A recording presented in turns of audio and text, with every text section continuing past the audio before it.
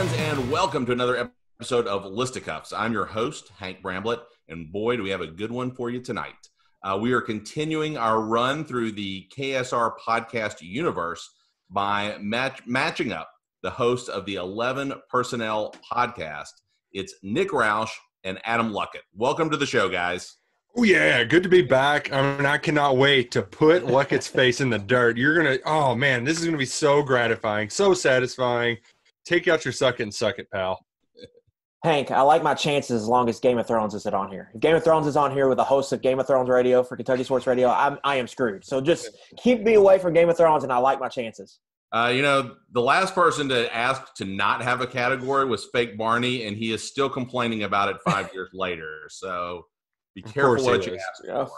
Fingers crossed. Roush, you were in the longest episode ever from season 1. Do you think that experience is going to give you an advantage here? I think it certainly will. But you know what? What doesn't give me an advantage here? I run the show. That's kind of what I'm here for. And I'm going to be doing the same thing throughout tonight on Listicuffs. Experience pays off. And it's not necessarily age either, because we all know Luckett has the age. I have the beauty before age. So prepared to take another L, Mr. Luckett. I have the age and the hair. That's where you got it. Hank's got us both, though, with the quarantine hair and beard. This is just I don't feel like shaving. You've got an impressive coif, sir. It is getting out of control, for sure. I've got the full-on Happy Gilmore caddy look going at this point. So, there you go. Were you guys ready to get into it? Let's do it. Let's rock and roll. All right. The toss-up question is going to go to Luckett. And the way this works, if you're a first-time viewer, is I'm going to ask a question that has multiple answers. I'm going to ask a question that has a numerical answer. And then Adam will guess. If he gets it wrong, Roush is going to have an opportunity to guess if he thinks it is higher or lower. But Luckett, if you get it exactly right, not only do you win control of the board, you also win this crisp $100 bill. Wow. No pressure, Luckett. No pressure at all. Bearing no expense. All right. Here is our question. And good news, it's a football question. There we go. In the 2019 regular season, how many goals were scored in Major League Soccer? I do have total in the whole league. A total in the whole league. I am going to give you a little bit of help here. There are 24 teams, and they play 34 games. Oh man, not math. Oh God.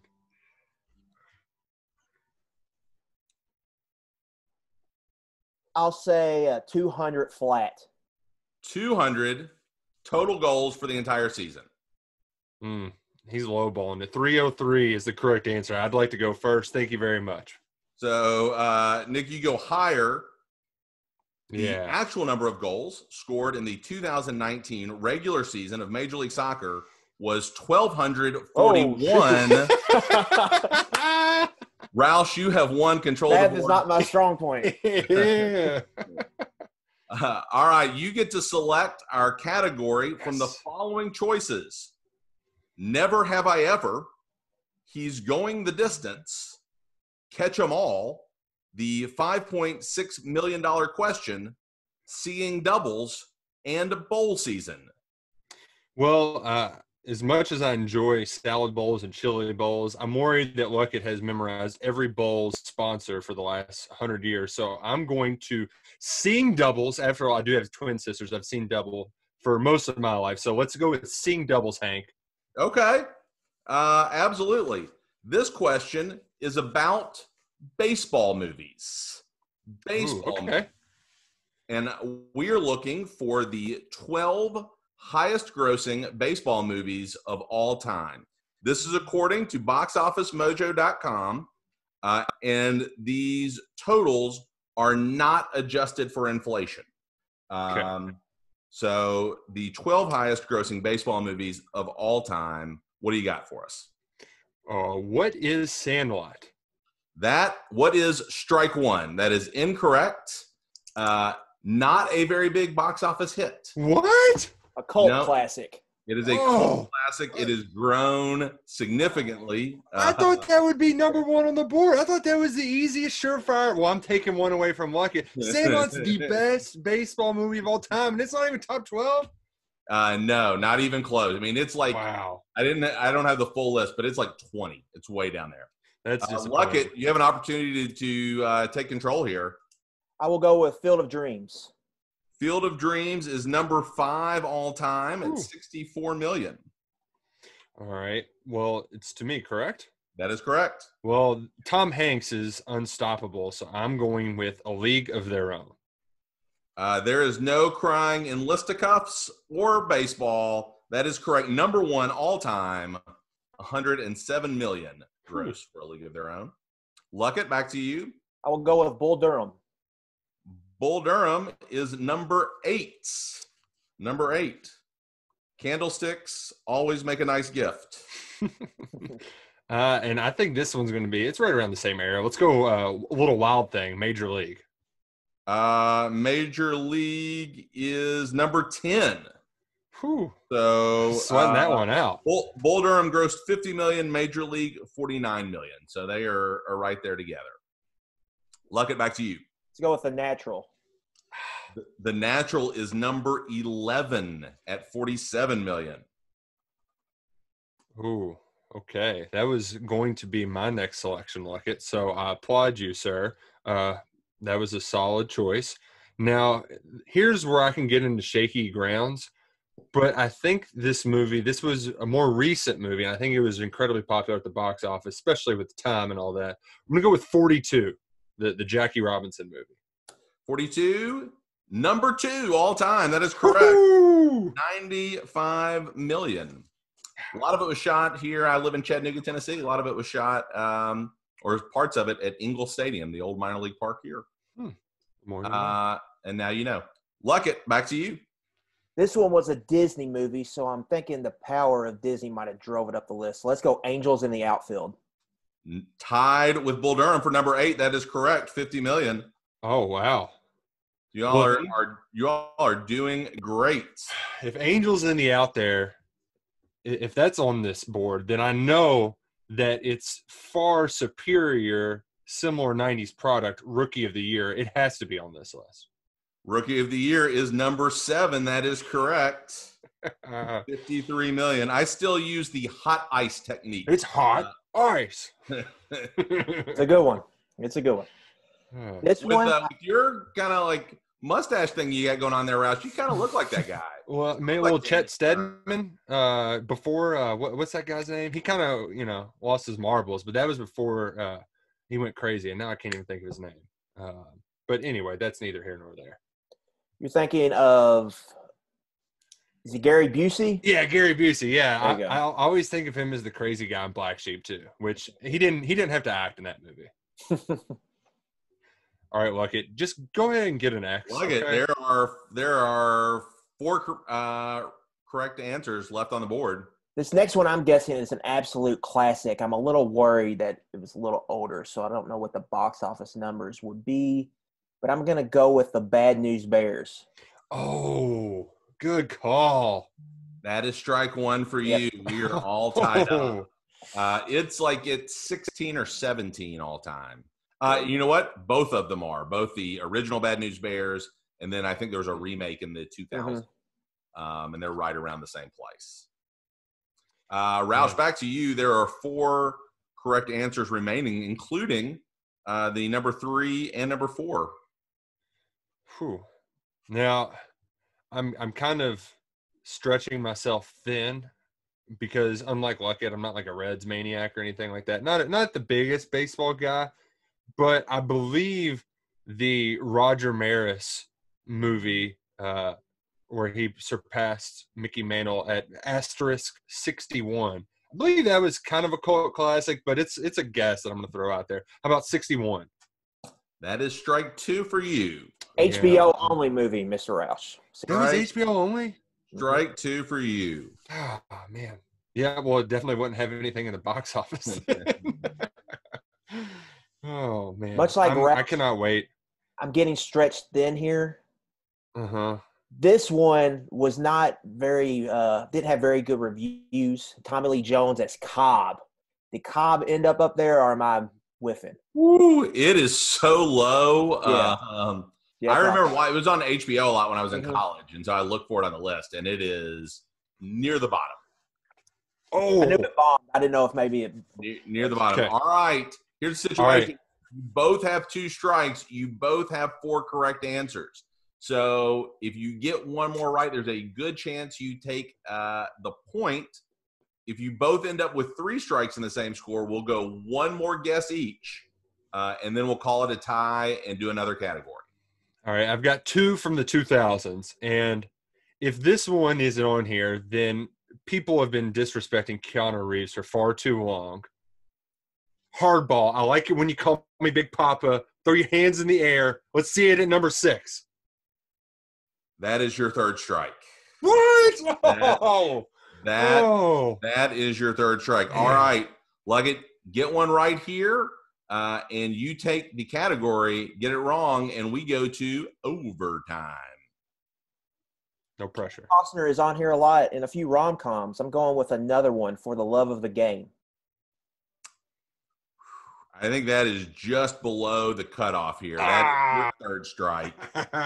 All right, so new line. Feel like it. Again, we will go one more guess each on this question, and if you both get strikes, we're going to another one. We're going to call it a draw. All right. Roush, what do you got? Well, I'm sure this isn't on there, but it's one of the few things that I can just even think of right now. And I thought it was a hilarious movie. And Jessica Biel was an absolute bombshell in it. Summer Catch. It's a good one. That is incorrect. Yeah. Strike 4. All right, Luckett, last chance. Can you pull it out? I'm just gonna Major League 2, but I think that bombed. So that is incorrect. We have our first tie of the season.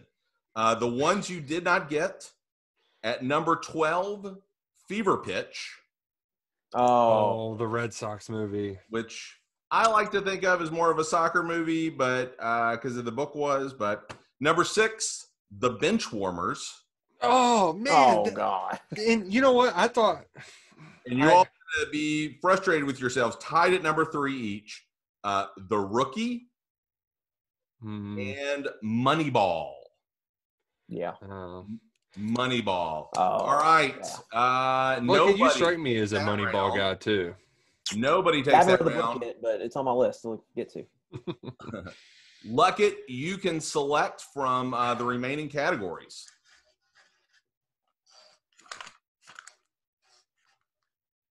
From previous viewing of Listicuffs, I feel like bowl season is just bait. It's just trying to get me to guess because it's not football bowls. It's actual bowls.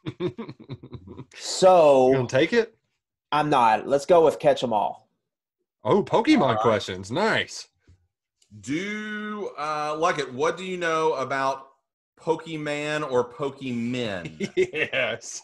Very little. Well, that's okay. You don't have to know anything because it's about Kentucky receiving touchdowns.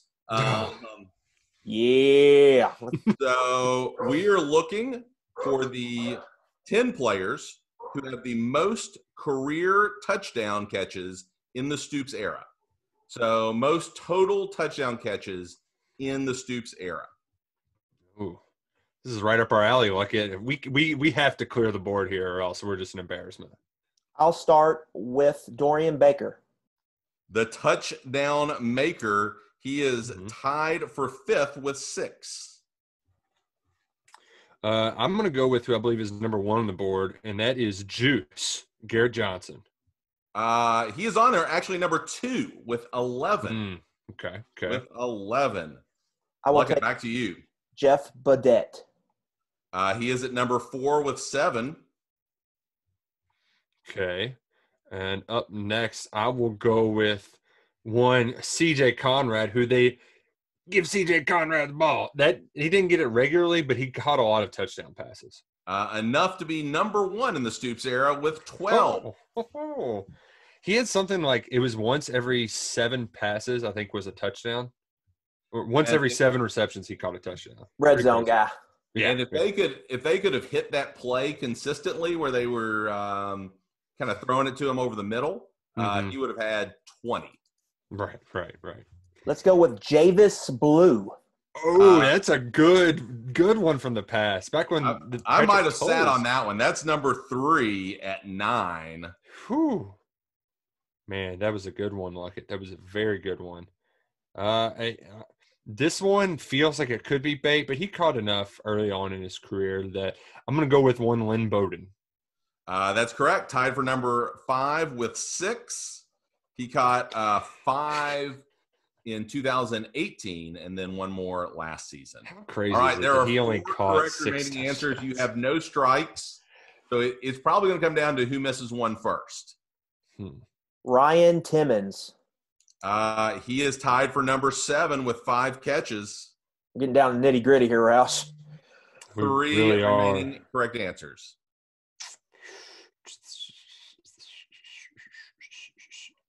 So the year that Dorian Baker got hurt, this guy, he played pretty big, and he had a big touchdown in the Music City Bowl. So I think he's going to make the cut, and that is one Taven Richardson. That is incorrect. That is strike 1.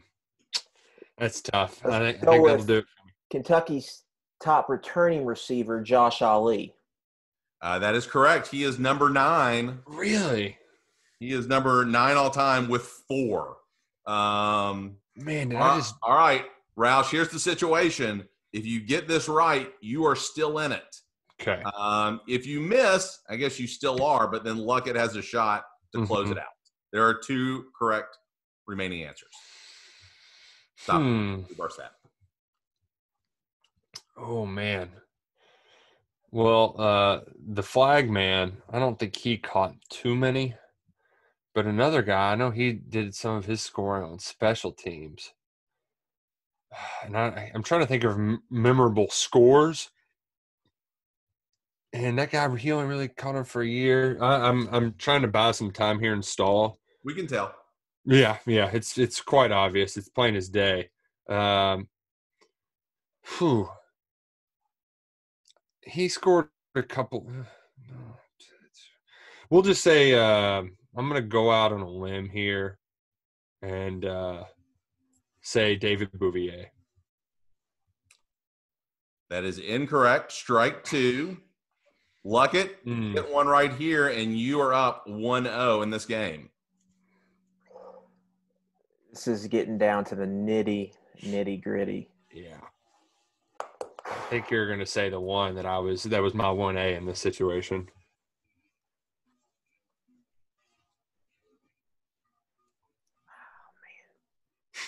Not a whole lot of touchdown receptions in this Stoops. No. No. I almost call this category once in a blue moon.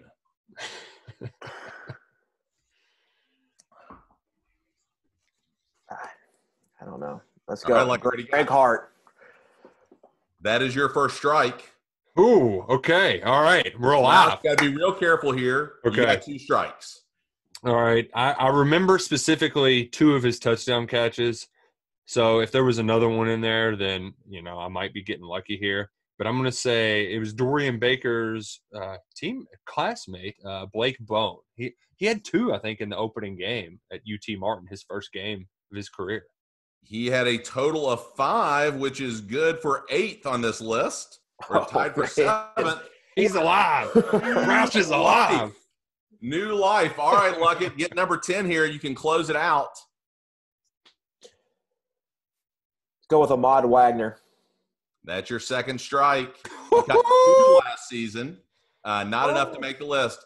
All right, Ralph. You either get it right and you take you force another tie, or if you miss it, Luckett takes the round. If he was the correct answer and I didn't guess his name, then I would be hearing it for the rest of my life. So I've got to go with my KSR football podcaster, the one and only Charles Walker. Adam Luckett, you are up 1-0 in this game. Oh, brutal. Did not Yeah, I love Chuck, but I don't think he caught a touchdown pass. DeMarco Robinson. Marco Robinson. There was a guy on the first team I was trying to search the name. I couldn't get it, but that's DeMarco Robinson caught 3. It took 3 catches to get on this list. It only took 3? Mm-hmm. Jesus. Not much passing going on in Lexington. Luckett, you have taken the lead. Roush, you get to select our next category from those remaining. Let's go the distance, and that way I can go the distance in this game. I think that is a good choice. All right, there are 12 correct answers in this round. We are looking for the 12 Power 5 football conference schools closest to UK as the crow flies. Okay. So just for anyone watching who doesn't know, if they've stuck with us this long, the Power 5 conferences are the ACC, Big 10, Big 12, Pac-10, and SEC. I know you guys both know that. And we are looking the schools we've included here are only the schools that compete in those conferences in football. Sometimes schools have different allegiances based on different sports. Kentucky competes in Conference USA in soccer. So these are teams that are in a Power 5 conference in football that are closest to Lexington, Kentucky as the crow flies. Roush, you get to go first. I'm going to start with the worst team to make this list. Their colors are hideous. It really just incites anger whenever I hear their name, and that's the University of Tennessee Volunteers. They are the third, number 3 on this list. Number dead last in your heart. Yes. About 147 miles away. Luckett, action to you. The team I thought Roush was going to go to, I will take the Fighting Scott Satterfields at the University of Lowell. Scott Tots checking at number 1, a mere 70 miles up I-64. I want to try to get number 2, and I believe I think it's West Virginia. But West Virginia is definitely on this board, so West Virginia. West Virginia is number 10 at 268 miles away. Yeah, Morgantown is kind of far. Yeah. Still gets a point. Yes, I'll take the points. I'll go to another regional rival, the Indiana Hoosiers. The battle for the old bourbon barrel, that is correct. 135 miles away. 2-2. 8 remaining answers. I know it's I thought it would have been a few more miles on there, but Vandy's got to make this list. So let's go Old Nashville, Vanderbilt. Vanderbilt is number 5 at 179 miles away. The Ohio State Buckeyes. Ohio State is correct. Do not recognize. Thought about counting that against you, but I'll let it go. Let it slide. I'll never let it happen again. All right, it is 3-3. No strikes. Roush to you. 6 remaining answers. This is where we start to kind of narrow the scope a little bit, but even though it's a little bit farther away, I feel like West Lafayette, it's not that far of a drive. So let's go with the Purdue Boilermakers. If you had missed it on that, you would have heard it, I feel like. That is correct. Number 6, 200 miles away. I feel like I'm good at maps and geography, but I would not have thought that Morgantown was that much farther away than West Lafayette. But, we're learning new things here in Listicuffs. Outside of the state of Tennessee, I believe the closest SEC school resides in Missouri. So I'm going to go with the Missouri Tigers. That is your first strike. That is your first strike. I do not have the distance, but it is a little bit further than number 12. Let me see here. If we're talking ACC, that's in the mountains, though. I'm going to go just a little bit. No, that's too far, right? Yeah, I'm going to go just a little bit further than Purdue. I'm going to stay in Big Ten country and go to Northwestern. That is your first strike. Incorrect. One strike apiece. Like if you get one right here, it will be all square. I'm going to go with the University of Michigan, which is pretty close to the Ohio border there by Toledo. Yeah. So closer than people think. That is your second strike. Man. See, here's where it gets difficult, Hank, because, you got to, as the crow flies, crows don't have to take bendy roads through the mountains. And there's a lot of these schools that are in that area that where it could be shorter than we think as the crow flies, which is why I'm going to go with the team Kentucky played in the Belk Bowl. I know Blacksburg's in the mountains, so I feel like it'd be kind of close. Let's go with Virginia Tech. That is correct. Number 7. Woo! There we go, Roush. He's back. 7, 229 miles away. All right, Luckett. Get another strike here, and it is all square at one apiece. Get it right, and you are still in it. Final guess, a little shot in the dark here, Alabama. And we are tied at one round. I'm interested to see these answers. I think you got to go to the coastal, Luckett. Illinois. Yeah, Champaign is closer than you'd think. Number 9. And this is where we really get into as the crow flies territory. Number 9, Clemson. I would have never gotten there. Yeah. Number 11, Wake Forest. Wake Forest University. And number 12, Georgia. I was down to Alabama, Georgia that last guess. You're stuck in Louisville, Luckett. You're on 65. You got to hop on over to 75, buddy. I know. All right, we are all square, one round apiece. The next round wins it. Wow. We get to select our category from those remaining. I feel like bowl season is maybe a trick, but I know if it's really about bowls, I will slaughter Nick Roush. So let's go. Let's just roll the dice here and go bowl season. Take that bait. Just This question, bowl season, of course, is about breakfast cereal. Yeah, there you go. Yes, that's what I'm talking about.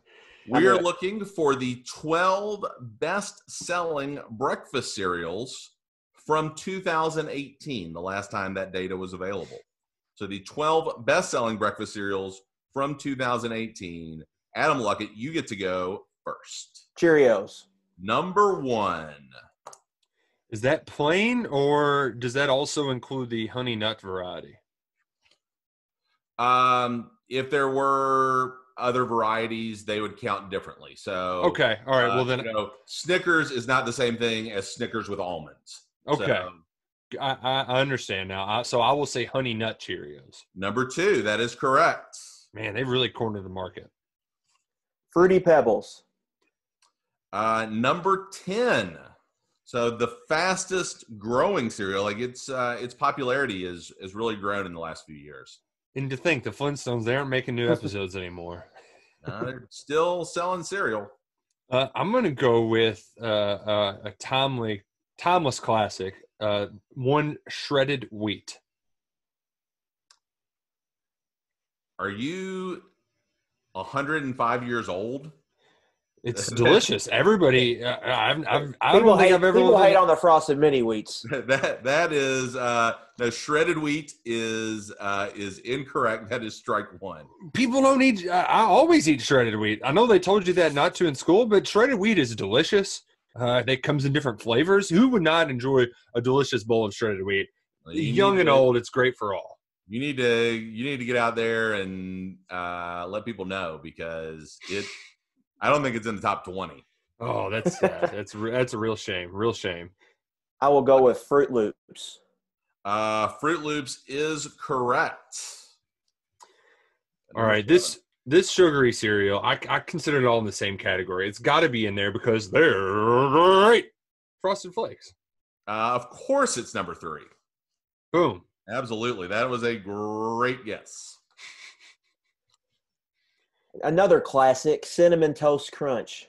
CTC checking in at number 5. That is correct. I think at number 4 is the one and only Cap'n Crunch. It's actually at your second strike. Wow. What? Who are these people? They have horrible taste in cereal. I will agree with you. Cap'n Crunch is delicious. What people will tell you is it cuts the roof of their mouth. I think they have soft mouths. Yes. Harden that mouth up, okay? It's gritty for a reason. It makes you stronger. What doesn't kill you does that. God, Luckett, you have an opportunity to really take control here. Another timeless classic, Raisin Bran. At number 11, that is correct. People eat Raisin Bran over shredded wheat? Are you kidding me? I eat Raisin Bran all the time. Oh, it's just terrible. Just horrible taste in food. 2 scoops of delicious. Well, I'm going to be cuckoo if this doesn't make the list. Cocoa Puffs. Congratulations, Adam Luckett. You are our winner today. No, Cocoa Puffs. The ones you did not get at number 4, Honey Bunches of Oats. Okay, that's good. People forget about that one. Yeah. Number 6, Lucky Charms. They're still magically delicious. Yeah. Best marshmallows in the game. Yeah. Roush, you were kind of close on this, but almost a variety of shredded wheat. Luckett even said it, I believe. Frosted Mini Wheats. Frosted Mini Wheats. That's not shredded. That's the judge's technicality got me right there. Because that's, I don't buy the name brands. I get them out of the bag. Come on. We're shopping generic in the South End over here. Well, the generic ones are not the best selling in the country. Fair enough. Sorry, Malto Melts or whatever. Number 9 is Life. Oh. And number 12, Special K. See, Life is a great cereal, but I thought there would have been that's for old timers. Nobody eats Life anymore, and of course, it backfires on me. Luckett, I gotta tip my cap to you, sir. Adam Luckett, congratulations. You are our Listicuffs champion today. Not only are you today's champion, you also win today's grand prize. Would you like to know what today's grand prize is? Yes, what is today's grand prize? Your grand prize is your very own home edition of Yahtzee. Now you can get those dice rolling. Woo! Like the big dog and Mark Stoops, all in the comfort of your own home. Little did Tommy Maynard know what he was starting when he started tweeting those words out. Guys, thank you so much for being on the show today. It was a lot of fun. Per tradition, Nick, this is our longest episode of the season, so. And I lost again, too. It's tradition that keeps on giving. It was an honor to take Mr. Nick Roush to the woodshed. Thanks for having me on, Hank. Guys, thank you again for being here. I recommend that everyone check out the 11 Personnel podcast. It is great, and we will see you with our next episode of Listicuffs.